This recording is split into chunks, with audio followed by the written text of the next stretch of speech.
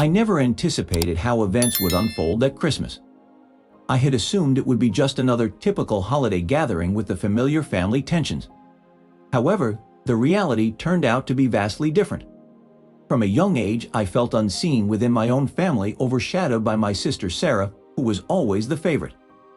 My parents consistently praised her accomplishments and treated her like a golden child, while I remained in the background feeling like an afterthought. Sarah excelled academically and adhered to all the rules, earning endless admiration from our parents. In contrast, I was seen as the rebellious one, never quite meeting their expectations. I often felt like a second-class member of my own family, with my efforts going unnoticed compared to Sarah's achievements. But then unexpectedly something changed that Christmas. I never imagined that I would inherit anything. Coming from my family, I was always the overlooked sibling, never receiving much attention. However, after graduating and embarking on my own path, I discovered the true extent of my family's financial standing. I wasn't the outcast, but I wasn't exactly the favored child either. Can you imagine what would unfold if I unveiled the fact that there was $5 million residing in my bank account during the Christmas dinner with my family, knowing it would disrupt everything? It could very well mark the pivotal moment when everything shifted. The evening began uneventfully until Sarah made her entrance. She exuded an aura of self-assuredness, implying she had life all figured out. Naturally, my parents showered her with attention, inquiring about her job and potential promotions, leaving me struggling to get a word in. Nevertheless, on this particular night, something within me shifted. I knew that a revelation was necessary. While the timing wasn't ideal, it was perhaps perfect. I had guarded my secret for years. As I sat there observing my parents dote on Sarah, I couldn't help but feel overlooked. It seemed like they never noticed me unless absolutely necessary. But now the tables had turned. It was my time to assert myself and even out the recognition. And what better way to do so than by revealing a secret that would shake their world? In the midst of the Christmas chatter, as we sat down for dinner, I gathered my thoughts and mustered the courage to speak up. "There's something I've been meaning to share with all of you," I began, trying to maintain composure amidst the storm of emotions brewing inside me. My words brought the conversation to a halt as my parents and Sarah's attention immediately turned towards me. Sarah wore a puzzled yet curious expression, her mind racing to anticipate what I was about to reveal. With a brief pause to savor the quiet moment, I dropped the bombshell. "Breaking news. I just hit the jackpot with $5 million. The room fell silent. You could hear a pin drop. The atmosphere shifted as my parents and Sarah exchanged stunned looks. All eyes were on me, trying to process my announcement. My mom blinked rapidly, struggling to grasp the news. "What do you mean 5 million? She asked, her voice trembling. My dad remained silent, visibly deep in thought. Meanwhile, I stayed composed, reclining in my chair, relishing the moment. "Yes, you heard me right. I have $5 million. My investments finally paid off," I explained, letting the revelation sink in before adding, "I guess I'm not the unnoticed, struggling child you thought I was." Sarah's reaction was immediate. She abruptly stood up, the sound of her chair screeching against the floor breaking the silence. "What do you mean?" she demanded, her voice escalating. "You have $5 million. Why would you keep such a huge secret from us?" Tension filled the room as all attention shifted to Sarah. O's face was flushed with frustration, her anger visible to everyone in the room. She, who had always received everything easily, was now faced with a sudden shift in the balance of power. The golden child was no longer the sole focus of attention, and this realization seemed to hit O like a ton of bricks. Her emotions swirled with jealousy, disbelief, and fury, and she stormed off to another room, leaving a tense atmosphere in the dining room. My parents sat in silence, unsure of how to react, their eyes shifting between me and the closed door through which O had just disappeared. Then my mom asked me the inevitable question. "Why didn't you tell us, honey?" It was the moment I had been anticipating, but before I could respond, a piercing scream erupted from the other room. Sarah's cries reverberated through the house, escalating in intensity with each passing moment. My parents sat frozen, unsure of their next move, as I sat there with my heart beating rapidly. The situation had escalated beyond just a financial concern. It was now about the years of built-up jealousy, resentment, and constant comparisons. And now Sarah had lost control. At that moment, Mom stood up abruptly, the loud scraping of her chair echoing in the silence as she hurried down the hallway. Dad followed her, casting a worried glance back at me. However, I remained rooted in my seat. I could sense that this moment belonged to me. Even though they didn't understand it yet, they soon would. I reclined in my chair, relishing the newfound power. I was no longer seeking validation or trying to prove myself. It was Sarah who was now scrambling to maintain her perfect image. A few moments later, Mom returned with a pale face and trembling hands.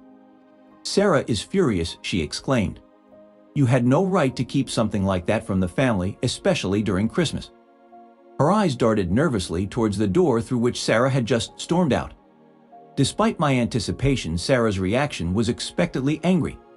However, it wasn't I who caused this situation, but rather Sarah herself. She was accustomed to things coming easily to her, gaining approval effortlessly, without putting in the work.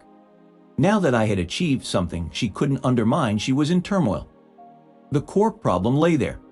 I composed myself, meeting my mom's gaze. "Maybe she needs to confront reality for once," I stated calmly yet firmly. "I won't apologize for my accomplishments, just because they unsettle her. You've always showered her with praise, turning a blind eye to her faults. It's my turn now." I refused to remain invisible. My mom's expression shifted, torn between guilt and bewilderment. "It's not just about that," she began. "It's precisely about that," I interjected. "You never truly saw me, never acknowledged me until I had something to show. I didn't seek this. I didn't ask to feel inadequate for years. Yet here I am telling you the truth. Deal with it." Just as I finished speaking, the door to the other room slammed open. Sarah stormed back into the dining room, her face a storm of emotions. She was livid, her eyes wild with a mix of anger and disbelief. But I could tell there was something else there too. Fear. Fear that maybe, just maybe, she wasn't the center of attention anymore. She pointed a shaking finger at me.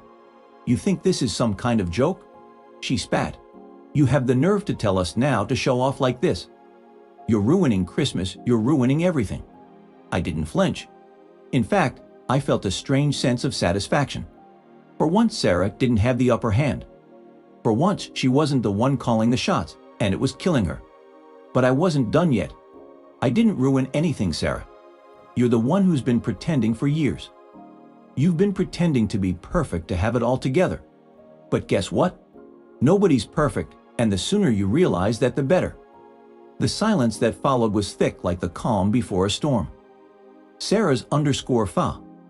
Her face flushed a deep crimson, a shade unfamiliar to me. Anger coursed through her, evident in her rapid, shallow breaths. It was evident that she wasn't accustomed to opposition. Rather, she was used to adulation and reverence. However, in that moment, all of that adoration was slipping away. Stepping forward, her hands balled into fists, she said, "You fail to grasp it, don't you? You believe that wealth elevates you, that its presence somehow deems you superior to me, allowing you to merely take what you desire." Rising to my feet, my own emotions escalating, I countered, "No, Sarah, this isn't about money. It's about honesty. It's about revealing that I'm not a mere specter for you to overlook. Every success I've achieved has been through hard work, and if that unsettles you, perhaps it's time for introspection." For a moment, it appeared as though Sarah was on the brink of eruption. Trembling with fury, her expression contorted in disbelief. Unexpectedly, she crumpled, tears welling in her eyes, and she collapsed into a chair, hiding her face in her hands as tears streamed down her cheeks. "Why didn't you inform me?" she cried out, her voice breaking. "Why didn't you confide in me? I'm your sister, I deserve to know." In that moment, a feeling of satisfaction engulfed me. It wasn't about reveling in her distress. It was about the shift in power dynamics.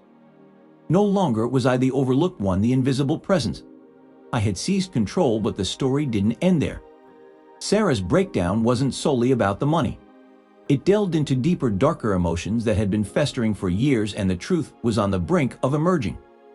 Sarah's anguished sobs filled the room as she slouched in the chair, her face still hidden. The oppressive tension seemed to suffocate the room, and my parents stood motionless, unsure of how to navigate the situation. My mother appeared conflicted, torn between consoling her sister and confronting the truth. Sarah confronted me for causing all of this. Meanwhile, my dad tried to process the situation, showing more disappointment than anger. which somehow intensified everything. It was the first time in years that I realized how much I had desired this moment. Not to relish in seeing Sarah break down, but to feel the relief of not bearing our family's expectations alone anymore. I hadn't sought the attention, but now that it was on me, I wasn't going to waste it. I refused to be the one to back down while my sister received everything effortlessly. In a calm yet firm voice, I told Sarah, "I don't think you comprehend. This isn't about you outshining me or me desiring to replace you. It's about you never acknowledging the burden I've carried all my life. While everything was handed to you, I had to strive for every accomplishment, only to be disregarded even then. Why didn't you trust me?" she asked, speaking softly now. "Why didn't you confide in me about the money? About everything you?" I had been holding back for a while, almost feeling guilty. Almost. Memories of being the forgotten one, the invisible one, flooded my mind. Perhaps she couldn't relate because she had never experienced neglect, never had to fight for attention. But that didn't justify her actions, nothing ever could. "I don't trust you because you've never truly seen me for who I am," I spoke slowly and with intent. "You've always viewed me as the failure, the one who couldn't measure up.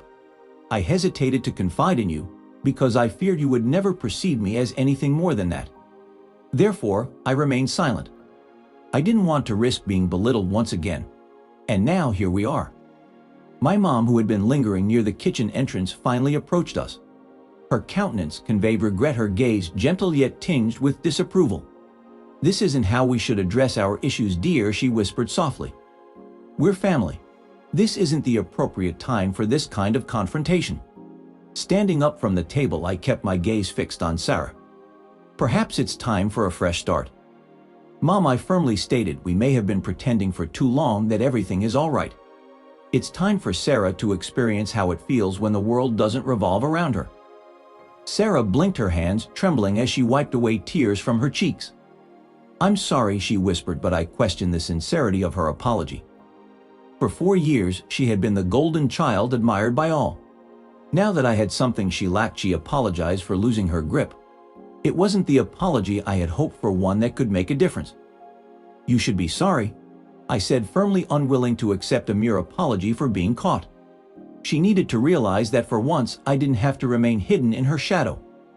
My mom looked back and forth between Sarah and me, her expression a mix of guilt and sadness. "Please, can we discuss this calmly?" she urged, attempting to diffuse the tension.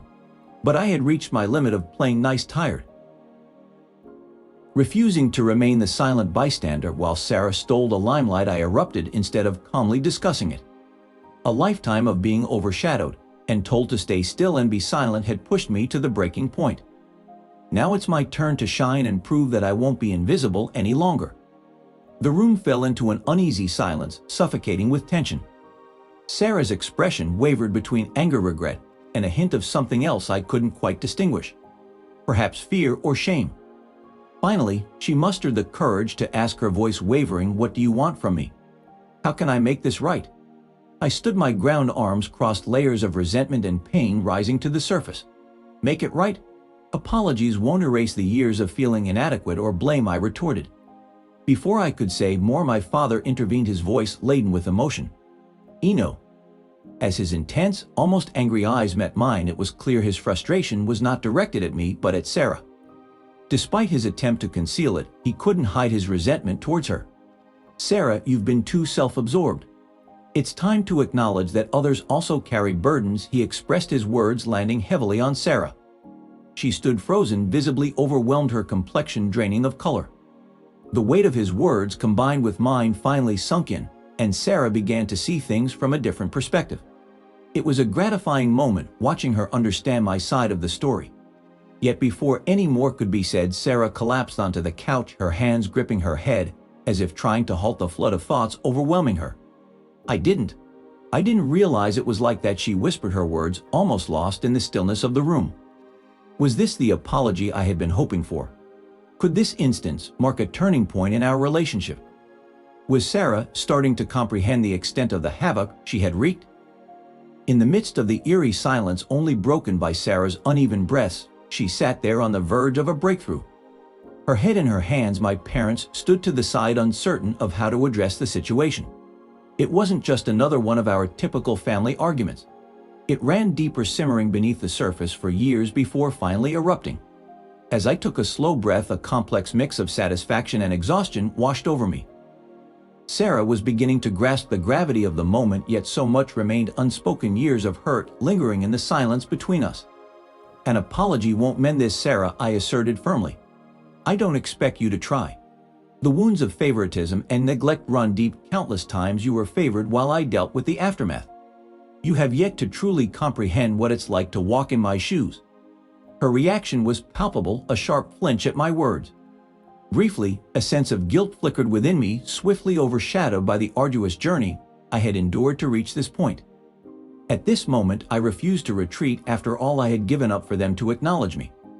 "What do you need from me?" she asked, her tone holding less resentment. A trace of desperation lurked in her words, as if she sought an escape from the chaos. "I messed up. I'm sorry. I don't know how to make things right. Just tell me what you need and I'll do it." Her tear-stained face and the helplessness in her eyes weighed heavy on me as I gazed at her. A part of me yearned to offer a clear, simple solution to fix everything, yet I knew there was no quick remedy. There was no easy way to undo the harm done. In a soft voice, I uttered, "You can't comprehend, can you? You've never had to strive for anything in your life. You've always been the favored one, and now you're experiencing what it feels like to be abandoned, overlooked, and fight for everything." My words hung in the air, piercing through the silence, causing Sarah's composed facade to falter for the first time. She blinked rapidly as though he struggled to hold back another bout of tears, and I sensed her emotions on the verge of crumbling. However, a part of me had reached a point where I no longer cared. It was crucial for her to comprehend my perspective, to finally realize that I was more than just a failure or a disappointment. As she prepared to speak, I raised my hand to silence her. "Don't," I interjected firmly. "Words won't fix this. It's beyond that now." I glanced at my parents, witnessing the strain evident in their stance. My father, with arms folded across his chest, appeared on the brink of intervening, yet I knew he struggled to grasp the complexities of my thoughts. Despite his belief in familial harmony and forgiveness, I couldn't align with that sentiment. "This is not about forgiveness at the moment," I pressed on, maintaining eye contact with Sarah. "It's about true understanding. I won't consider forgiveness until I observe genuine recognition of who I am, not solely as the constant disappointment in your eyes." Thought I was someone who fought tooth and nail to make something of themselves. But as I observed her, I could sense her battling the urge to react impulsively once more. Yet a shift had occurred in her expression. The anger had transformed into an emotion I couldn't quite identify. Perhaps it was regret, maybe guilt. Whatever it was, it felt palpable. "Maybe this is what I deserve," she murmured, her voice quivering. "Maybe I deserve to be left behind." Disagreeing, I gently shook my head. "You don't deserve abandonment, but you do need to comprehend the struggle it takes to preserve what you value. I fought all my life, and I won't stand by while you walk away without understanding the depth of the pain." The words hung heavily in the air, a profound silence enveloping us. Finally, my dad interjected softly, almost consolingly, "Sarah, you should heed your sister's words. This transcends mere finances or feeling constantly overlooked. She believes she has never been deemed good enough despite giving her all. This collective neglect is a burden we have all shouldered." At that moment, my mother, who had been observing quietly, also stepped forward. Her eyes reflected a mixture of regret and newfound understanding. "Sweetheart, we never intended for you to feel this way," she murmured softly. "But you must know we struggled to find the right balance. We made mistakes." Their faces betrayed their guilt, but I couldn't shake off the years of neglect so easily. Their belated concern felt superficial after all the times I had been disregarded. They now wanted to rectify everything, but they were absent when it truly mattered. "It's not merely about acknowledging your mistakes," now I stated firmly, my voice unwavering, but laden with accumulated resentment. "It's about finally receiving the recognition I've long deserved. It's about earning the validation for all that I have done." I spun around to face Sarah, who was gazing at me with a mix of wonder and puzzlement. "This isn't the end, Sarah," I stated firmly. "You have a lot to make amends for, but now you're experiencing firsthand what it's like to be the one who has always felt unseen. I hope this serves as a lasting reminder for you." A significant pause followed, but the atmosphere wasn't as stifling this time. The dynamic between us had changed, and I sensed that Sarah was starting to grasp, if only slightly, the gravity of the situation. While I didn't anticipate an immediate transformation, I viewed this moment as a pivotal one. Subsequently, following Sarah's emotional outburst during Christmas dinner, our relationship became strained yet altered. Although my parents made efforts to mend the rift, Sarah's resentment persisted. Then unexpectedly, I received a phone call. My mother informed me that Sarah had been plotting to ruin my investments in an attempt to retaliate and undermine all my hard work. When I confronted Sarah, she confessing that her aim was to inflict upon me the same sense of neglect and invisibility she had endured. I assured her that tearing down others was not the answer, and that there were alternative ways to address her feelings of. It became evident to me that Sarah needed to work on building herself up. The anger I initially felt towards her slowly transformed into disappointment and pity. As I left their house that day, I realized that the dynamic had shifted. While I wasn't ready to forgive her, I made it known that my achievements were my own and not to be diminished by anyone, not even family. Sarah's behavior definitely crossed a line. She had been handed everything in life, and when her sister finally gained recognition, Sarah's jealousy led her to try to tear it all down. Her actions seemed fueled by toxic revenge rather than a genuine sense of being overlooked. What are your thoughts? Was Sarah justified in her actions, or did she go too far? Share your opinions in the comments below.